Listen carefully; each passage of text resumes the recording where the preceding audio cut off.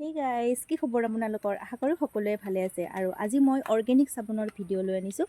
আৰু চাবোন কেনেদৰে ঘৰতে প্ৰস্তুত কৰিব পাৰি অতি সহজ পদ্ধতিত আপোনালোকক ভিডিঅ'টোৰ মাজেৰে দেখাম। আৰু মই বনাইছোঁ বেচনৰ সলনি ব্যৱহাৰ কৰিছোঁ বুটৰ দাইল।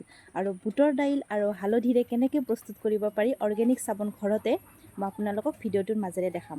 এতিয়া আপোনালোকে ভিডিঅ'টো শেষলৈকে চাই থাকিব বুলি আশা কৰিলোঁ। চাবোন বনাবৰ কাৰণে এয়া লৈছোঁ মই নিমপাত, এনেদৰে ভালকৈ ধুই লৈছোঁ। আৰু এয়া লৈছোঁ ভিটামিন ই কেপচুল, লগতে চব্বেজ, এয়া চাবোন ফেনোৱাত সহায় কৰে। ইয়াত 200 গ্ৰাম চব্বেজ আছে।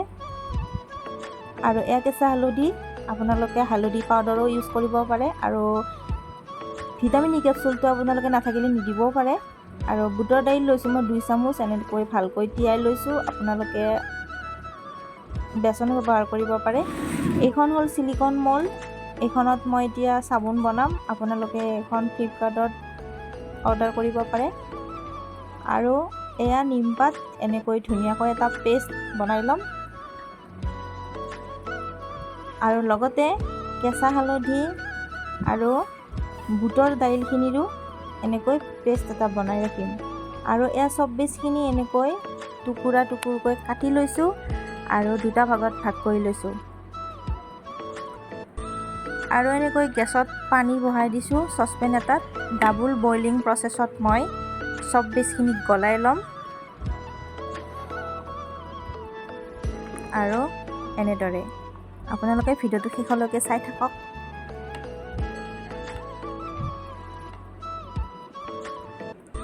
চব্বেজখিনি গলিবলৈ বেছি সময় নালাগে, এয়া গলিব আৰম্ভ হৈছে।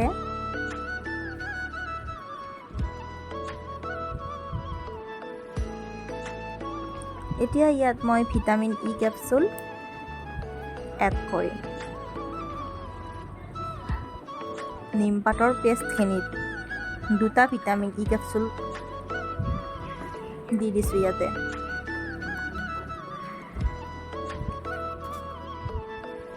আৰু এয়া আপোনালোকে দেখিছে মোৰ চব্বেজখিনি প্ৰায় গলি গৈছে।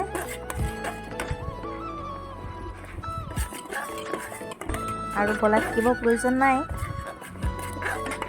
এতিয়া মই চিলিকন মলখনত নাৰিকল তেল এনেকৈ অলপ অলপ দি দিছোঁ, যাতে চাবোনখিনি উলিওৱা সময়ত সুবিধা হয়। সেইকাৰণে আপোনালোকে ভেচলিনো ব্যৱহাৰ কৰিব পাৰে।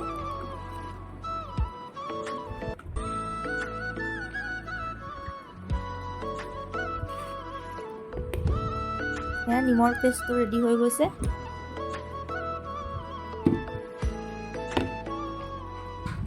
আৰু এতিয়া এইখিনি গৰমে গৰমে ৰাখিব লাগিব, বেছি সময় থাকিব নালাগে।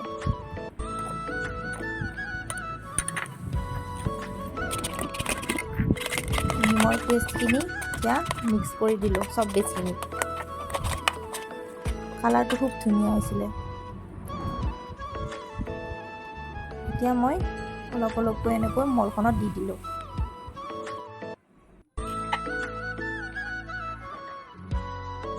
এতিয়া এনেদৰে ফেনখিনি আঁতৰাই ল'ম।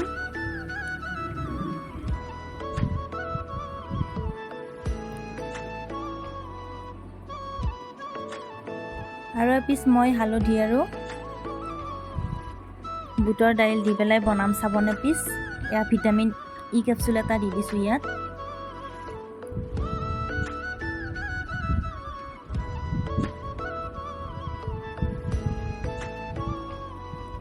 মিক্স কৰি লৈছোঁ।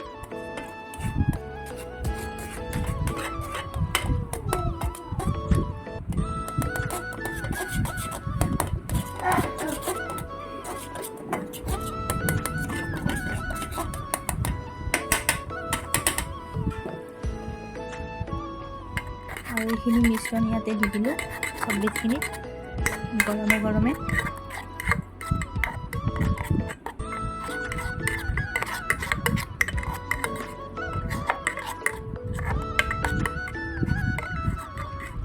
কালাৰটো খুব ধুনীয়া হৈছিলে।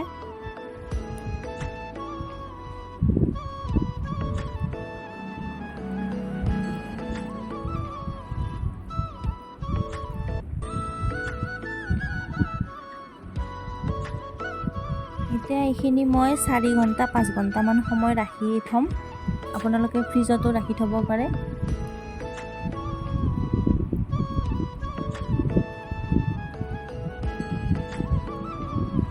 এয়া 4 ঘণ্টা ৰখাৰ সময়ত পিছত দেখিলে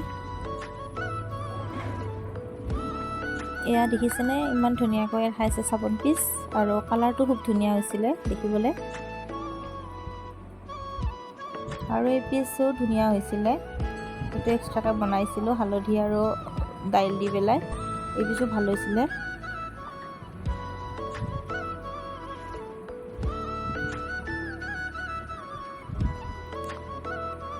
এয়া আমাৰ ঘৰত বনোৱা অৰ্গেনিক চাবোন ৰেডি। আৰু এতিয়া মই এপিচ চাবোন আপোনালোকক ভালদৰে হাতখন ধুই পেলাই দেখাম কেনেকুৱা হয়। আপোনালোকে চাই থাকক। এয়া মই ব্যৱহাৰ কৰি সঁচাই বহুত ভাল পাইছোঁ। আপোনালোকে এই চাবোন পিচ মুখতো ব্যৱহাৰ কৰিব পাৰে আৰু স্কিনৰ কাৰণে খুবেই ভাল।